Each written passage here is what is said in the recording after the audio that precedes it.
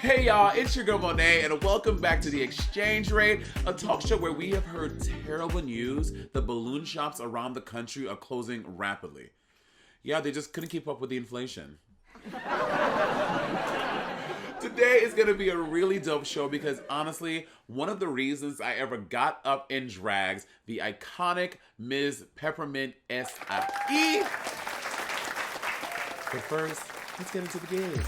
Woo! Woo! Thumbs on this week because I was feeling very ostentatious that I can get this bottle open.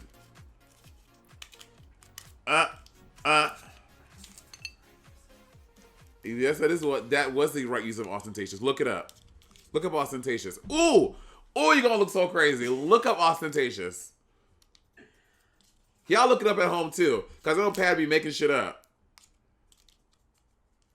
But while Patty's doing that, I really cannot. Ah! Look at that. Do you know that there are 6 of these twirls? 1, 2, 3, 4, 5, 6. You only told me that? Pam. Go Pam. What's the definition of ostentatious? What is it? Characterized by vulgar, so we're on the money. Vulgar or pretentious display designed to impress or attract notice. Thank you. Cha-ching! Cha-ching! Cha-ching! But you said it's something in relation to opening the bottle. Right. So it works. Are you joke? Are you bitch? Were you drinking one of these before you started working today? Are you drunk? Oh my god, I am struck. Okay, there we go. Jesus Christ. You know what some synonyms are? Obtrusive, gaudy. Oh my god, can you pass me a Crystal Light, please? I didn't take one.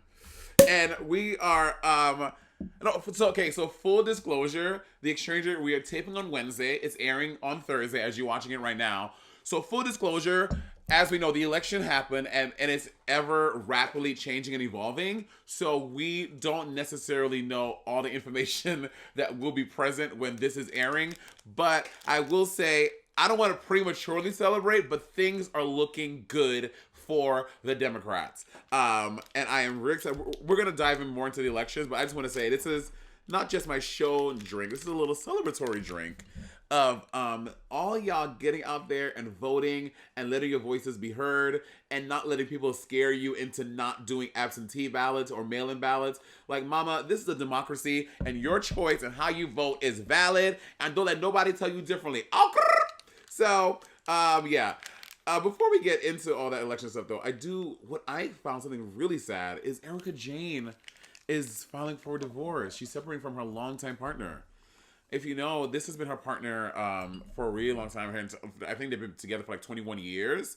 And I stan Erika Jayne. Erika Jayne was one of the first, not one of the first celebrities, but when I was a local queen back in New York, she came to my show, Bad Drag Queen, at Industry Bar. And I mean, she made it rain on me. Tipped me that night, I want to say about $500. And as a local queen, I was sitting there like, bitch, I am about to be eating Domino's, ordering every day. I'm getting all the Ubers. I'm getting all the taxis. I was like, oh shit. Like, she came to my show. She was really sweet. She was tipping me $100 bills here, left, right, and center. And she's a really, she's for the LGBTQ community. Like, she really is someone who really loves and embraces us, and we embrace her because she is down for, she's down with us. So I like Erika Jayne. So shout out to her. Hopefully it's not too tumultuous and she's not in this like crazy legal battles. I feel like if I ever got divorced one day and I married someone rich, oh bitch, I'm taking you down. Because I'm so vindictive. And if you did me dirty, which will be the catalyst for our divorce, because also I'm one of those bitches, once I'm in, I'm in. We will, fight and stuff, but once I'm in, I'm in. So if I have to get to the divorce round, that means you really fucked up and I'm gonna take you for everything you're worth. But that's beside the point. Shout out to Erika. I also yesterday saw the trailer for the new Saved by the Bell. It looks so good. Zach aged really well. I'm not gonna lie. I'm a little, that sounds surprised. I don't mean to be surprised, but Zach looks good. Slater with Mario Lopez. Although Mario Lopez, oh my God, he's Republican, right? He's like known Republican. Can you look that up really quick?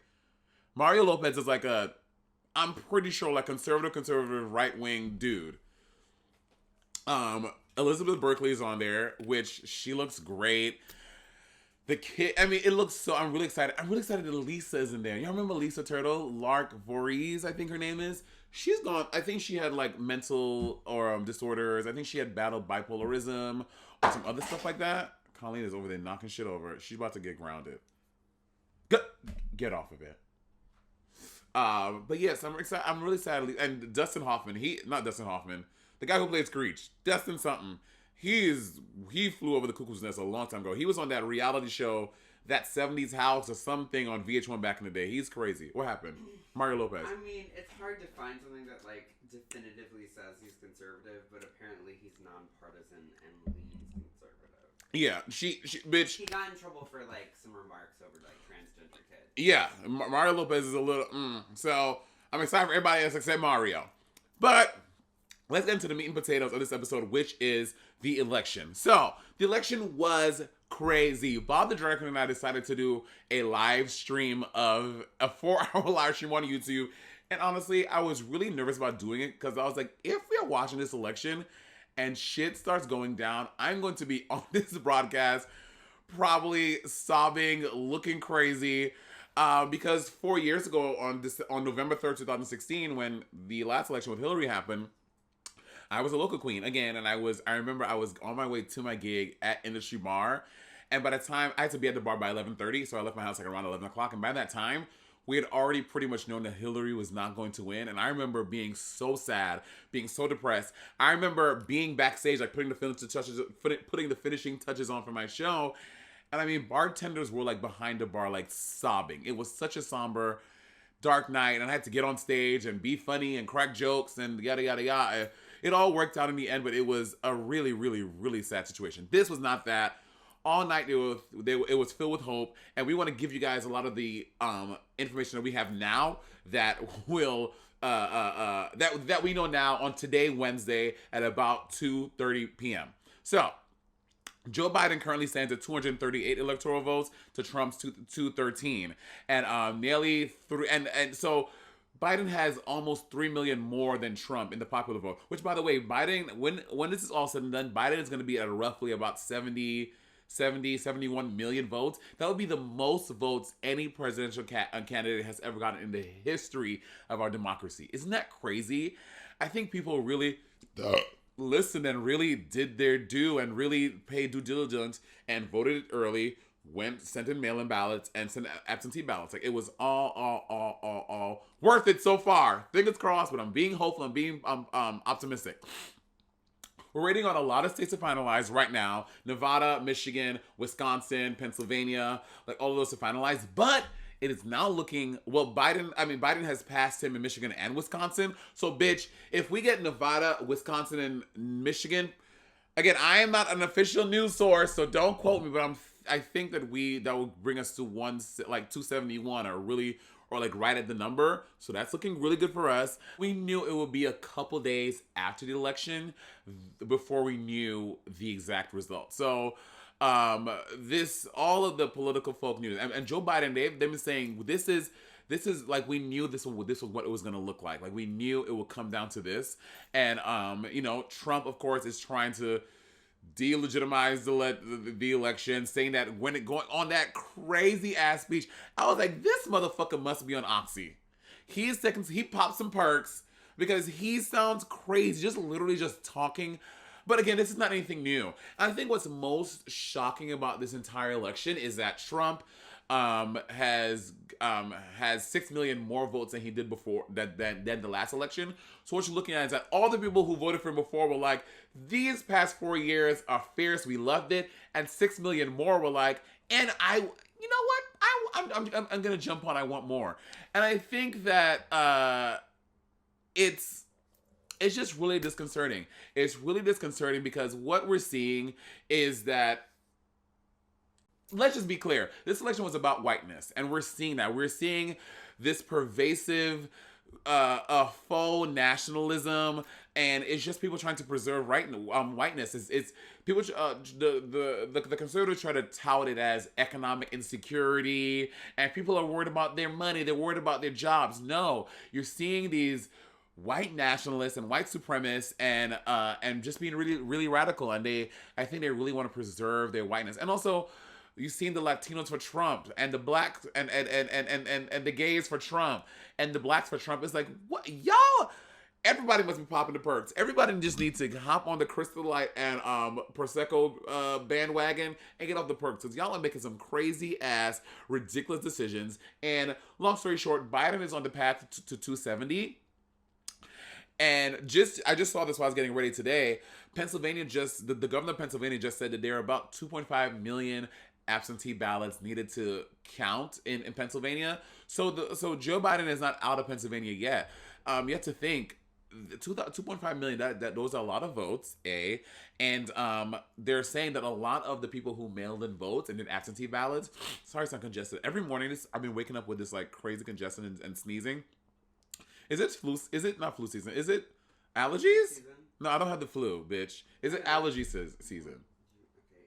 Yeah, I would assume so. Usually every like change of season, right? Yeah, I've been like really allergenic. Because like fall. Yeah, and the foliage and yeah. According to Google right now. Oh God, what? Biden has 238 now. That's what I said. Oh, I know. I'm just saying because I'm looking at a thing right now and what it's saying, like what states are leaning red. Even if Trump gets them, he'll only get 264. Yeah, I think, bitch. Even if he takes Pennsylvania right now, he'll only get Pennsylvania and Georgia and North Carolina. He's still only gonna have 264. I'm probably in the live chat saying like, Monét, bitch. Oh my God, this is like some like That's the Raven Inception shit, because this episode is happening in the future and I'm in the chat watching it play out, knowing the future, but talking to my past self. Right? Whatever. I'm super hopeful, and I think that, bitch, when this motherfucker gets out of office, even though he's trying to barricade himself in, I don't know what I think that Trump thinks that when he loses the election, everyone in that White House who is secretly hating his guts and can't do it out loud, bitch, they are going to turn on him. It's going to be, I don't watch Game of Thrones, but I imagine some Game of Thrones shit. Shame, like, dragging him out of the office tooth and nail. Like with the ones that are left, like if what this like projection map like is true, Biden will exactly have 270. Which it's still too close. It should not be this close. Full T. The fact that we're this close is crazy. Literally by like 2. It'll be like by 2 electoral votes. Jesus Which Christ. You know then means he's gonna do. Oh, he's gonna try to sue and yada yada. But bitch, you lost.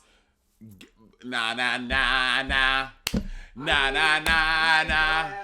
Hey. Goodbye. Bye, bitch. Anyway, so that's my election little spiel. And on that, there's that gay Republican House Representative Dan Swonitzer, I think. He's a Republican. He's a gay Republican House member in Wyoming. He got into the House in 2005, and I want to talk about him because he's an example of working with people from the other side. When people say, "Oh, we have to have allies on the other side and people we can work with," there's people like this. Your ally should not be Donald Trump. Donald Trump is not gonna do it, or Mitch McConnell, or Lindsey Graham, or fucking Chris Christie, his useless, ridiculous self. Like allies like this on the other side. He is someone who has helped defeat every anti-LGBTQ bill introduced into Wyoming. Now he is a gay man. He's been married since 2018 with his husband. They have 2 sons, Nick and Ezekiel. And he's been labeled a rhino. Republicans, which if you don't know what rhino means Republican in name only. So they're saying like a lot of his policies and the bills that he supports and tries to pass, they're all pretty left-leaning, but he identifies as a Republican. And I also want to be clear that we should not be demonizing the Republican Party. They are problematic because of the the statutes that they try to uphold. And he's an example of someone who is a Republican, but votes in the best interest of his constituents and Americans, and not voting on things because he's religious or because he's atheist or whatever it is. Like he's ruling, he's making his decisions based on people and not his own fruition, which is what politicians need to do. Your politicians should not be making legislation based on what the Bible says or what the Quran says or what they learned and yada yada yada. Like that's not cool. He's helped defeat 6 bills targeting LGBTQ people in the state of Wyoming and outside of that. And a lot of them were about same-sex marriage. He says this: blocking these and other bills he considers bad for the state are what I do best. And which I feel is so cunty. He's like, bitch, I'm here and I'm blocking shit. And that's like what I am fierce for. Like I feel like it's very cunty in that way. I know he ain't saying like that, but that's what I'm getting. That's what I'm deducing. And if you don't know, Wyoming is the state. Correct me if I'm wrong. That's where the really tragic Matthew Shepard incident happened, which it was a really gruesome and horrible hate crime. I want to say in '96, I believe, something like that. Patty, fact check that. Correct me if I'm wrong.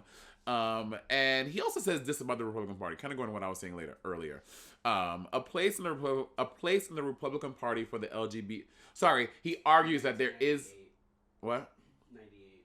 Matthew Shepard was 98. He argues that there is a place for the Republican Party in the LGBTQ community, and that, you know, kind of think about what I said earlier. I was like, and I get, but so much of the Republican Party is rooted in homophobia and xenophobia and all that stuff. So maybe, and I know we've been saying this for so long, to like start a new party and all this stuff, but it's, you know, it's all really, really, really hairy. And he says this last thing to say: being gay is who I am. The Republican Party is, you know, a choice right now. Choices. And I'll be the first to admit it's getting a little tougher to be a Republican. He did not endorse Trump by any ways. But he remains ideologically aligned with the Republicans because they believe in, you know, in smaller government and yada yada yada. So working with people like this is smart. Working with these other fuckers, no. And a little lighthearted story which I saw. Patty, do you know what the City Girls are? Are you like that whole? I'm really bad like this. Sweeties, City Girls. I mean, I've heard some of their stuff, but no. Right, I couldn't. I know that who's a thing. Who's tap in? Ritz on glitter. I think that's Sweetie. Well, Sweetie, sorry. She made a really controversial Birkin bag comment, and it was this: if he not getting you a Birkin, if he not paying your bills, then throw that nigga back to the streets, okay? And like, we know why this is problematic on so many levels. A, you don't need no man to buy you that shit. A, if someone cannot afford these things, does not make their love any less valid.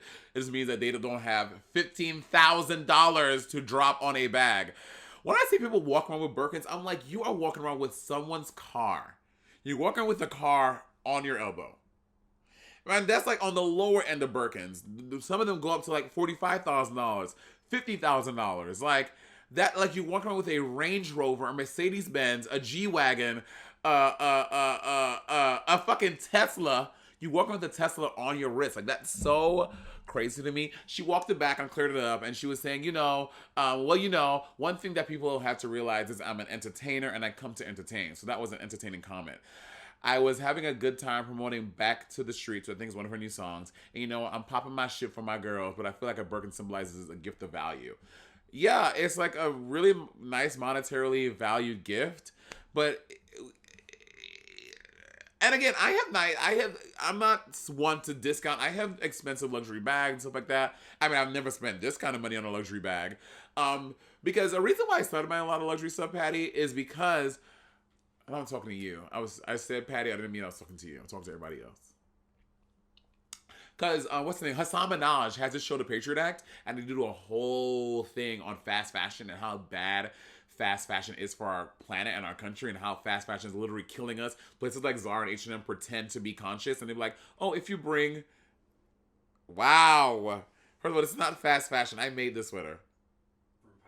The Primark. Well, Zara and H&M pretend to like be socially conscious and if you donate this stuff, but we find out that in a lot of those bins where you can deposit Ozara stuff, they literally take it and burn it up in landfill. So they're not being conscious. It's really, really, really gross. And his point was like, if you buy a few more expensive items in your closet, you wear those things longer, which is true. The more expensive things that I buy, bitch, now y'all people make fun of me on this online. I repeat outfits all the time, bitch. I will wear the same tracksuit and thing for years. I have been wearing the same coat that I got. Now, granted, this coat was from Primark. I'm not claiming that. I've been wearing that coat for 3 years now, because it's warm and I think it's cute. And things that I spend money on, I will wear them for longer. Sweetie, I get your point. You want nice things, but girl, don't place your love and how much a nigga love you by if he can buy your Birkin bag, okay? Granted, I don't know nobody that love me, so I'm the wrong one to talk. So you know what? You doing something right. Go off, sis. All right, internet, I did it. I finally did the thing. Take a look. Hey, girl. How you doing, mama? I'm good. I'm ready to make this sponge fantasy. You know, I get tagged in this video very often on social media. I'll be honest, I love sponge cake. I love it so much it's gonna leave me soon. You're gonna make an army of Monét X Change fans very happy. It's time to give it to the children. Let's do this. We're gonna start here with dry ingredients all together. So I'm putting my flour in there. It's about a cup. It's about... I know, and I'm also very nervous because cooking, it's like drag. It's an art. It's subjective. Baking is a science. We've also got the baking powder, which we're putting in. I've got it here, a teaspoon of baking powder. Baking powder. Let me get my baking powder, honey. Okay. It's actually... I have to be moving my shit around. Didn't we use baking powder for something before? Why can't I find it? I have cornstarch. Found it. That is not baking powder. Okay, what's gonna happen if I don't have baking powder? Do you have baking soda? Yes. Quarter teaspoon, it seems great. This looks like some Breaking Bad shit. Oh, don't sniff that. Stop putting stuff in your nose, Monet. This is an intervention. Well, you know, I'm so tired of putting shit in my ass. I was like, hey, try my nose this time. You gotta give all the holes equal opportunity. And don't put that in the video. And then you're adding a little pinch of salt to that, and that's all of your dry ingredients. Mix it up, and then we're gonna set it aside. Oh. Then we're gonna take our butter. You only need a stick plus 2 tablespoons, softened, and we're gonna put it in a different bowl. This is a great way to stay in shape. It's gonna be kind of like the consistency of like, of like frosting. You know that frosting that comes in a can, you eat it by the spoonful when you have a breakup? That. I've got a lovely little mixture here. How's yours? I'm still working on her. Okay. Do you keep it like real cold in your house? Yes, because I have a Six cat, and I want to make sure she's as uncomfortable as possible by having my apartment freezing. You're like, take that, you bitch cat.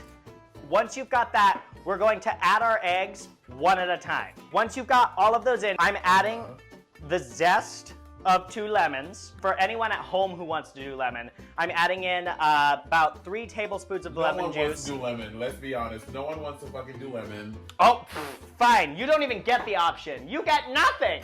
No, I meant the drag queen. Now we're going to add our dry ingredients and fold it in nice and gentle. Yep, I'm folding it all together. Are you like a horror film fan? I do like horror. I love horror films. Oh no, I can't watch the spookies. One of my favorite horror films, Hurricane Bianca, I think it's called. So scary, girl. Killer Clown. I'm gonna set my oven to 325. I have a green and I have a yellow sponge. Remember that this is my first time too. Be gentle. Let's add our yellow sponge to your baking pan. Gentle, like Bob Ross. Once I get that, I'm going to hit it a bit. Really get your anger out. Wait, what are you doing? You just really don't want to hit your cake, do you? Yeah, I don't really mean to it. Are you ready to put it in the oven? Oh, my neighbor downstairs is gonna love this. I go through so much parchment paper. Al Gore is sending me letters being like, it's your fault that the planet is dying. A bed. Have you ever heard the wolf cry? like the opposite of that. I'm the people who cut down the trees. I am a legend to the trees in the rainforest. I bought silicone mats though. Take that, Al Gore. I'm a monster. When you like buy your home, are you gonna be one of those fucking chefs who like you have to have like this like crazy kitchen? I couldn't date a chef. Yes. Too much. No, okay, so I have masterclass, and I've now seen Gordon Ramsay's kitchen, and I swear to God, it's the most beautiful kitchen you'll ever see. Gordon, if you're watching, have me over. We'll cook together. I think he's so fucking hot. If he gave me the chance, I would suck the life out of his fucking penis. Okay? I would be like Winifred Sanderson, girl.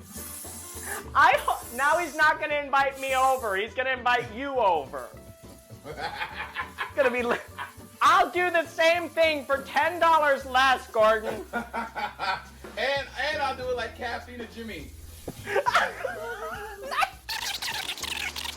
Now the cakes have cooled. Now it's time. We're gonna add a little jam to it. We're only using a teeny tiny bit. Jam? I didn't get jam. That jam was not on my list. Do you have anything, jam or marmalade or any of that? We're literally spreading on like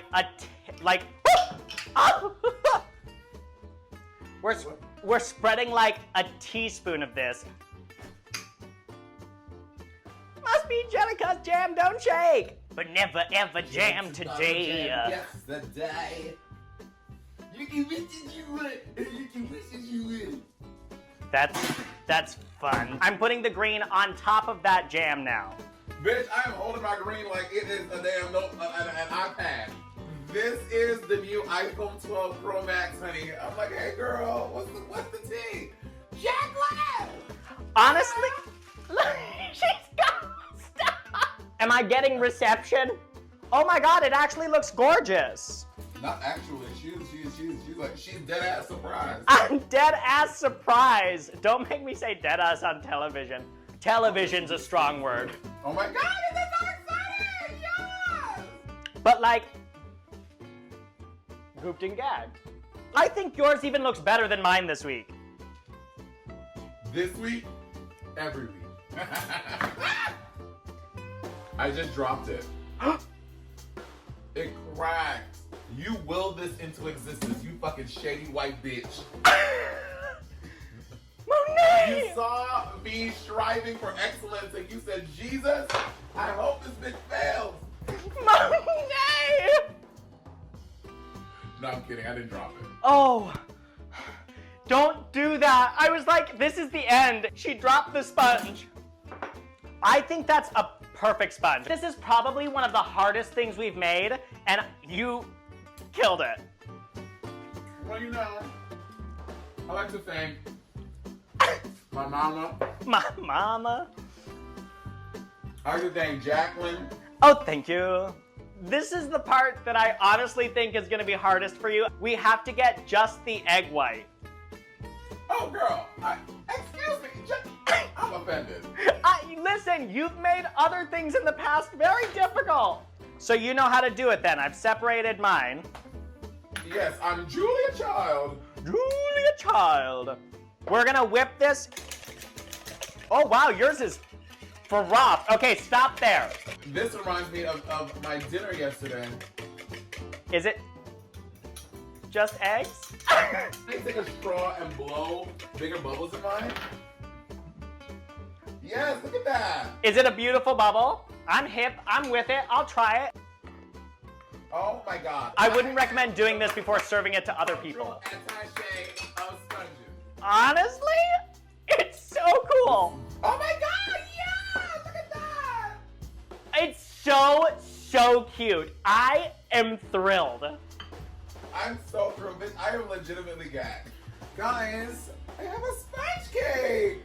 Jacqueline, we did it. I am very excited. This is amazing. This is fierce. This was a really, really fun one. I'm really happy that the internet finally got their moment and we have a sponge cake. Yes, you're welcome, internet. Thank you, Jacqueline. Be safe. Wash your hands and your pussy, and I'll see you next time. All right, I'll see you soon.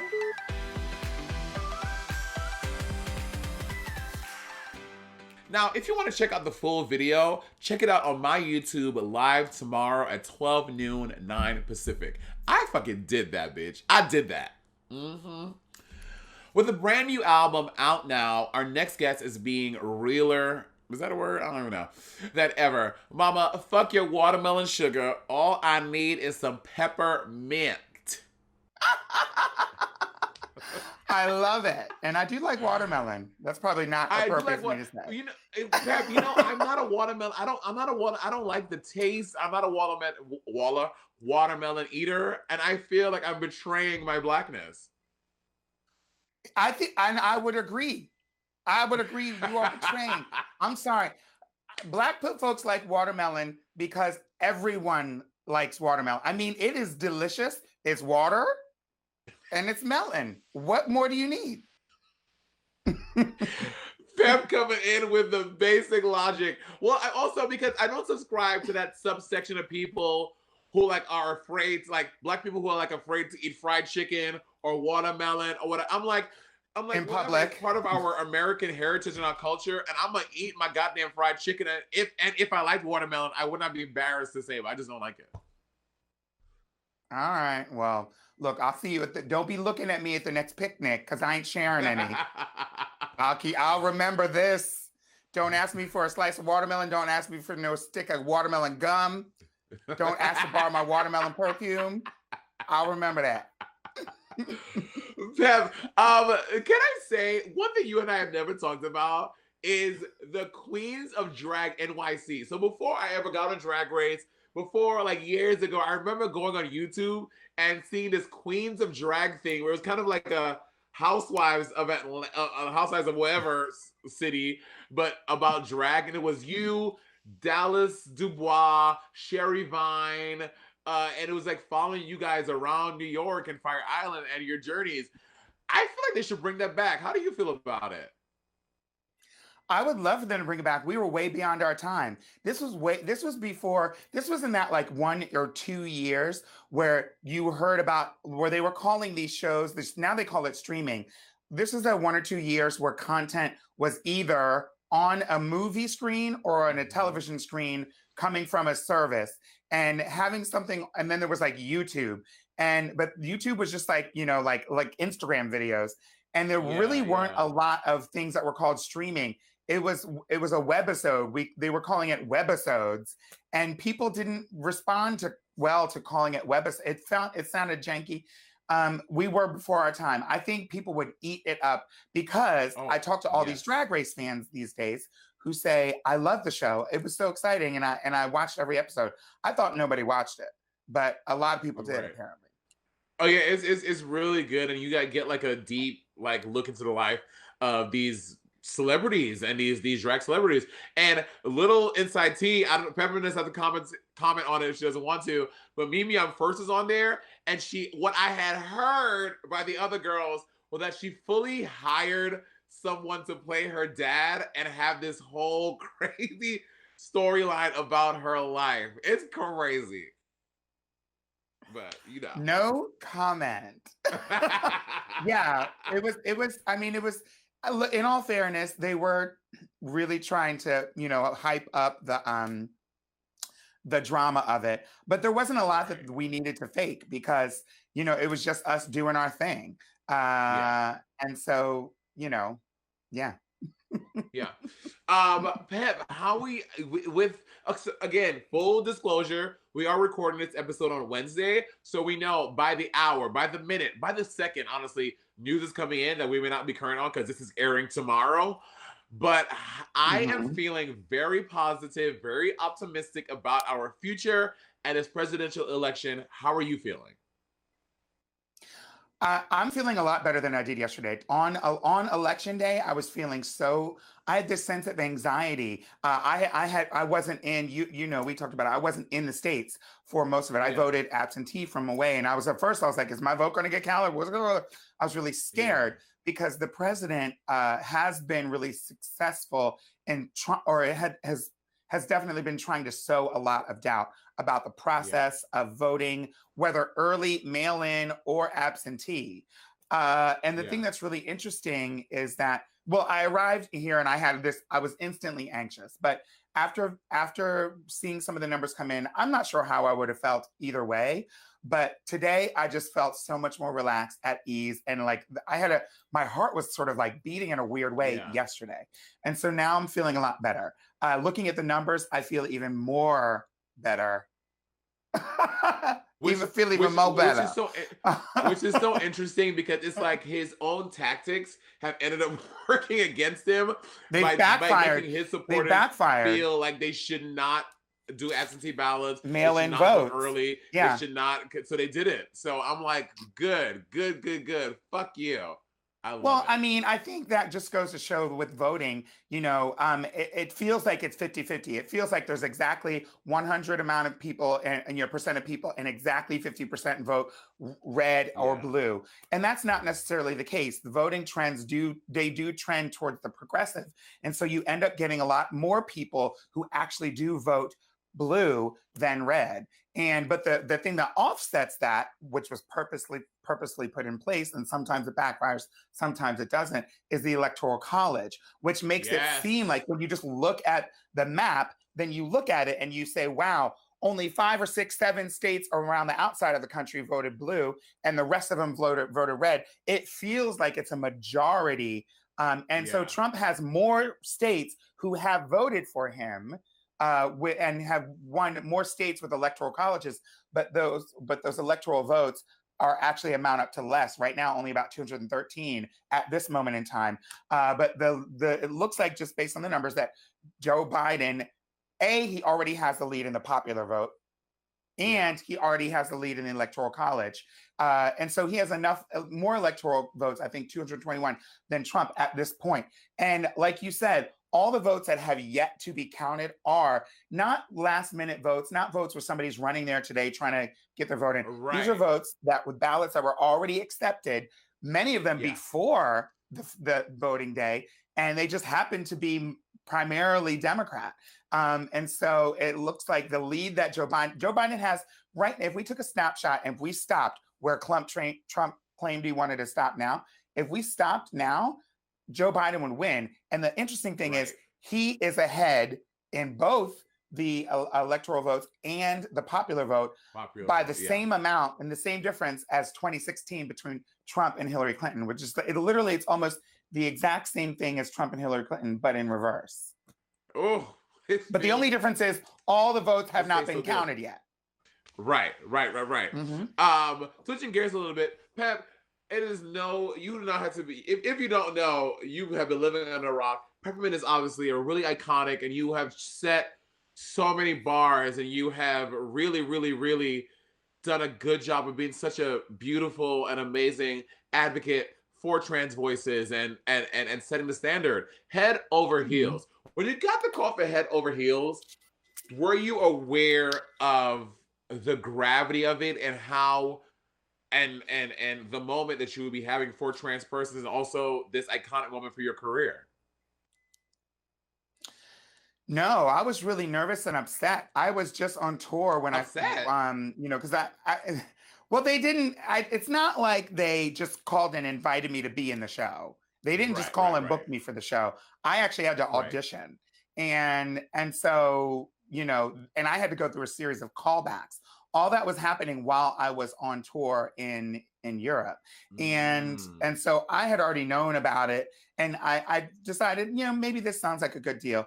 But when it came down to the last minute and they were like, okay, we think we want to hire you, but we need you to fly back, leave the tour, leave the job that's paying you to come back and to figure out if we might hire you. And I was like, that does not sound like a good deal to me. And so I was very spiteful. I said, if I leave this tour and get into that room, and if I get into that room and if there's anybody that looks anything like me, nobody's making out of here alive. So they hired me.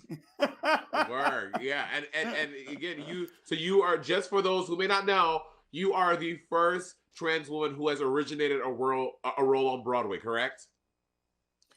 A principal role in a Broadway musical. Because I want to be clear, I'm not the first trans woman to be, just like Drag Race, I'm not the first trans woman to be on Broadway. That was just credited was Justin Vivian Bond, who wasn't necessarily out credited as being out as trans then, but she's always been trans as far as I've known. And so Justin was the first trans woman as that I know to have been on Broadway. There may have been more, and that really just speaks to the fact that a lot of Broadway, even Broadway, wasn't a safe place for people to be out and be themselves as trans people. 10, 20, 30 years ago, there may have been a trans person who slipped through the cracks. There may have been somebody tapped in from the back who was Miss Thing, but we didn't know. Obviously I'm out. People know, had an idea of who I was when I started the show, and certainly what my story was. And so that is rare, especially being a Black trans woman. Now I'm sure. Not sure. I have to wipe off this. I'm sure. Look, I have to wipe this damn thing off, y'all, because can you see me? Okay, that's better. Look how much better that is. Oh my God, sorry. I'm back. I wanted you to This is why I love Pep. Anytime I do something with Pep, I'm literally laughing, not just like just watching Peppermint interact with the world is so funny to me. You crack me up, Pep. You crack me up. Girl, you crack.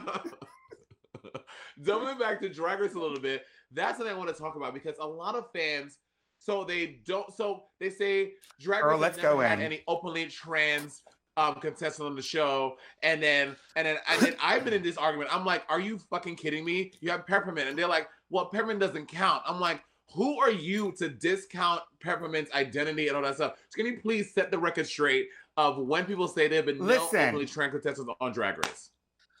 I'm saying it right now on the exchange rate. Yes. Okay.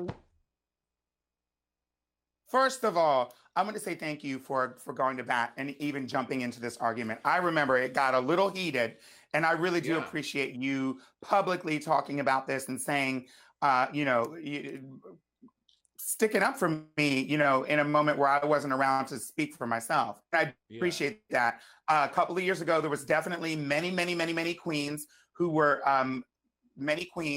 judging my transition based on what they thought a woman looks like and should look like. And for the most part, it was all about what I look like. It wasn't who I was or who I am. It wasn't what I was saying. It wasn't what my identity was. It was what they thought I looked like and what they think a woman should look like. And I think I can understand that. It is important for people who look like all different types of people to be accepted with or without surgery. But I do think that if we measure trans people's bodies, if you are not trans and you are judging who is trans based on what surgeries they have or haven't had or what their body does or doesn't look like, then you are doing a disservice to all trans people and all cis people. So pretty much everyone. Nobody wants to be judged just based on their body alone. Yes, we want to look cute. Yes, we do things to look more attractive. And some of us can do those things when we have money and some of us can't. And that is oftentimes a story for trans that plays into a trans person, how they look. So people need to think about that before they try to say, oh, you look like you, okay, I'll accept you as trans. Me being a woman has nothing to do with whether or not you believe that I'm a woman. Yeah. And so, and that goes for everybody who's ever been associated with Drag Race. Everyone. Yeah.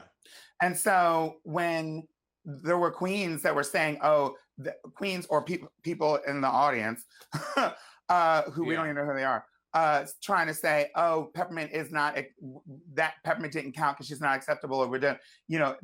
We know that they would be saying something different if they were like, yeah, she's quote unquote cunt, she's quote fish, she's fierce. Mm-hmm. If they were feeling that way about me, if they thought that I was those things, then they would have perfectly accepted me as an example. But you know what? That's okay, boo, because I will be fighting for all of your asses, no matter what you think about me. I will go to bat for you. And you can just count that as lucky. I'm going to defend your queer ass, because those are the only ones talking. Whether you like me or not, whether you think I'm cunt or fish or whatever or not, I'm going to defend your ass. And believe me, you're going to need my help one day. And so you better watch what you say. That I'm talking to you, and not you, my man. You know who I'm talking to. I got you. Well, and then it's these same kids. They're like, well, I know for a fact that the producers told her that she could not dress a certain way if she was going to be on the show. Like, I know for a fact. Like, my friend. Who said that? Someone said that? Oh yeah, oh girl, yes. And people have gone on Reddit and said like the producers told Peppermint not to dress a certain way, so not to whatever. Why would they do that if we were going to talk about me being trans? Listen, this is the thing. There has not, we are talking more about trans issues in Drag Race today than we ever were. 2, 3, 4 years ago, we weren't really talking about transness. And if anybody has a memory, then 3 or 4 years ago, word trans and Drag Race were really not getting along very well. The trans community and Drag Race still have a tense relationship, but you have to think about it. Back 3, 4 years ago, when we were talking about trans people being on Drag Race, there was an argument in the papers, in TV, on the internet about whether or not we can say the words like, quote, she-male and tranny, which are obviously offensive words. I think people don't use those words as much today. They understand that those are offensive, but those were words that were incorporated into the show. And there was a big online controversy and discussion and argument around whether people have the right to say those words. A lot of them were cis gay people saying, I'm going to say those words if I want. And they didn't like being told what to do. These are people that are not trans who were upset that they were being told by the trans community that they didn't want to hear those words. And it carried over from a TV show like Drag Race to people's timelines. And people were like, I don't want to be told in my personal life what I can. And nobody was saying all that. People were saying, on national television, is this appropriate to have? That's it. And people really took offense to that. And there was some moments that were really hurtful. I remember there were some people, there was a line in this, I felt like we were in 2020 with the Trump election. There was a line in the sand and people were ready to fight. I remember hearing, and I have to really pay some props to Carmen Carrera, who really went to bat with the whole thing for female. I remember that. The whole thing. And I remember, and I'm close with Bianca Del Rio. I love her so much, but I was so hurt when I heard Bianca Del Rio say basically, this is years ago, not now, years ago, Bianca Del Rio said at a show, in relation to Carmen and her sort of public spat with Rue, you have to, better not bite the hand that feeds you. You need to shut the fuck up and stick whatever's left of that dick in your mouth and shut the fuck up. Oh, that did you really? Not the kind of. God. Oh yes, darling, it's on video. That's really not the kind of way to talk to a trans person when they're saying, I don't want to be disrespected. And so that was the tone. Then I auditioned. That day I was auditioning. And so it didn't feel like a safe place to be talking about, I'm trans. It just wasn't, Yeah. And, I've worked really hard.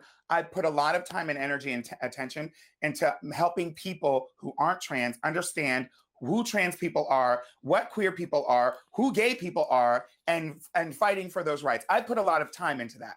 I don't know what I've succeeded in doing, but I put a lot of time I've dedicated a lot of minutes of my life to that for all of y'all. So I don't want to hear anybody talking about who has the right to be trans. I want to thank you. I'm grateful for that. I truly am. As a Black person and as a queer person. Well, and I feel like I have no other choice, but then to turn around, and I was afraid, girl, I'm going in. I'm sorry. I don't know how many minutes we have. Oh, no. I was really I was afraid that when I auditioned for the show, I was afraid that being trans would be a disqualifier, and that people would say she's trans. It's not fair. She's had maybe she's had surgeries, maybe she hasn't. But if she's just being trans means that it's not fair because we want to see a transformation, and it's not enough drag, because that was what people were saying back in the day. You're trans. Well, then that's not drag. If it's trans, it's not drag. And I remember people, that's what people were saying. And so when I packed my bags to go to Drag Race, I was like, honey, let me pack the draggiest thing I can do.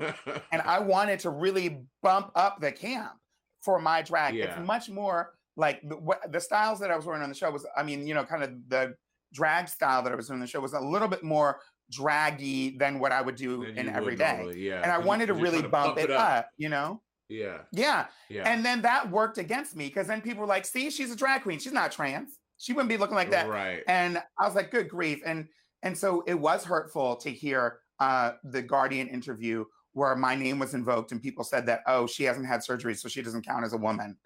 And I just thought that was really to hear someone say your surgery means that you're not a woman. It just shows us where we are. Yeah. And like you said, That women there's so many people are not women based on who they are. Surgeries. Yeah. Exactly. Women are not women based on who they are. Women are women based on what other people's opinions of their body parts are. Yeah. Yeah. And that's you know what, Pepper? You've taken all of that adversity and you've gone from hardcore glamour in 2009 to A Girl Like Me, Letters to My Lovers in 2020. 11, that's over a decade of music, Pep. How are you feeling about the new project? Lord, I'm old. How are you feeling about Put another ring light on. Put a ring light. Do you feel like this project, well, first of all, what is the project about? Who is it speaking to? A Girl Like Me, Letters to My Lovers is basically my personal diary set to music. I was in a relationship. We had a breakup. Surprise, surprise. And I started writing. And I basically wrote 15, 16 songs, a full diary, which is about 15, 16 songs of material. And I was like, this is too much for one album. So we decided to break it up over the course of 3 EPs, which is basically the beginning, the middle, and end of the relationship. And that is going to be released over the next year. That whole project is Letters to My Lovers. And so this first album is A Girl Like Me, Letters to My Lovers. And it's the beginning of the relationship. And it's all the flirting, it's all the sex, it's all that goodness. And you know what? It's on one hand, it's sort of a bit of also a love letter to the trans community, to the Black trans community. I talk about a lot of the issues that affect Black queer folks, Black trans folks on the album, and what it's, and giving them, I wanted to have the album that I never got to listen to as a young trans girl. And so it was important for me to show us being loved and show that we're worthy of love and that we're worthy of having healthy relationships. Right now, a lot of the relationships that trans women, especially Black trans women, find themselves in are relationships of, convenience, not all, but some, because of the stigma against the trans community. Because of a lot of the situations that trans people face. Black trans women oftentimes are in a situation where they are engaged in survival sex work. A lot of those transactional sex sexual encounters end up becoming dangerous, which is why the murder rate, we're up to 34 right now, of murdered trans women, most of whom are Black trans women. 15 of them are Black, 20 of them are Black trans women, and 15 of them are Black trans women under the age of 25. And they were murdered, most of them. These young women who have their whole lives ahead of them, a whole life gone. That is, Jesus, Lord. And so that's why I wanted to do the album, to show the trans community, look, you can have something, look at let's show some joy. On the other hand, I also wanted to show cis people who aren't trans, that we are worthy of being loved and being looked at as equal, and our relationships, should be valued. And if you find out that a man is dating a trans woman, don't call him gay, don't attack him, just be like, oh, that's your partner and we respect you, Yeah. And so that's what's on the album. Are you currently in any relationships? Are you feeling the butterflies currently? No, darling. She's free. She's single. I'm advertising. Honey, you ain't got no potential suitors on quarantine, Pep? I did. I've done a few, but right.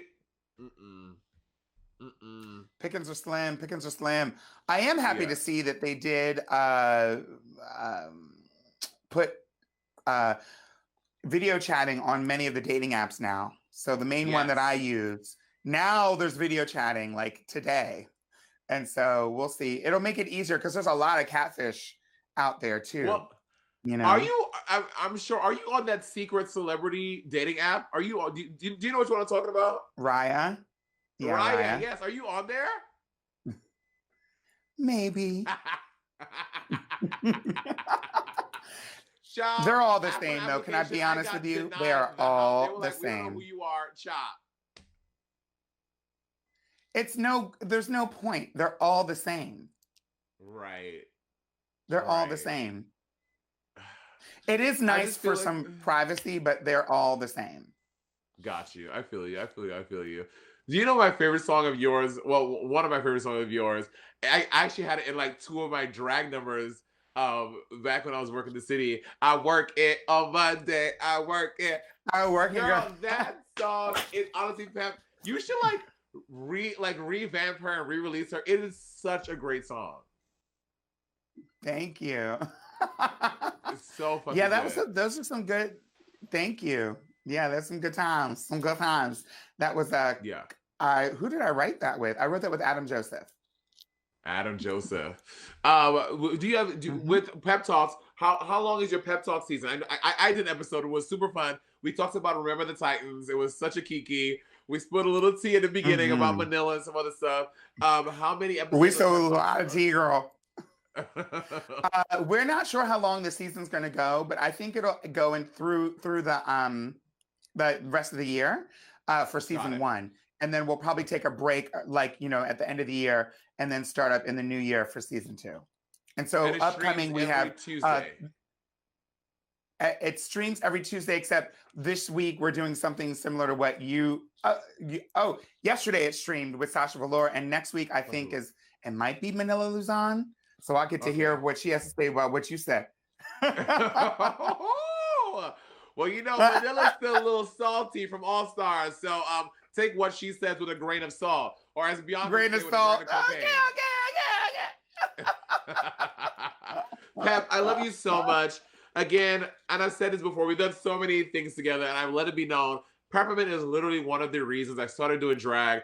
Peppermint is one of the most iconic, inspirational queens that has ever been on the show. I love you so much. Love you, love you, love you, love you. Stay safe, be healthy, and turn it out in DC and LA and all the things you're doing. You better believe it, honey. Give my love to Kenya Moore. I will. Mwah. I love you, mama. Love you, babe. That's all for this week. I hope you guys enjoyed our show. I have to say this here, though. I'm gonna have to go get me a man on 125th, honey. Look at these bundles. This is a Plastique tiara. This is one of the before Plastique was on the show.